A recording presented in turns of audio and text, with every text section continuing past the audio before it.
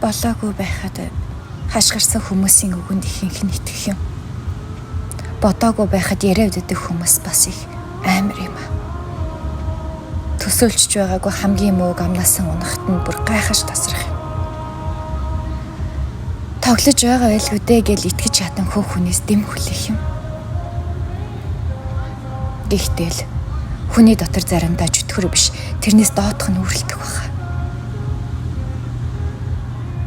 Гинэт хүний мөн чанараа гэж хамгийн адгийн шинжинд хувирдаг бах.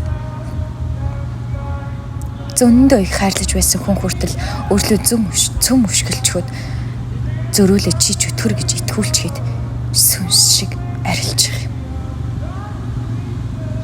Ингээд бодохоор хүмүүстэй ойр байх нь заримдаа их амар юм а. Эрүүл хүн ч өвдөж мэдхээр нэг нэгэнтэй хайр найргүй.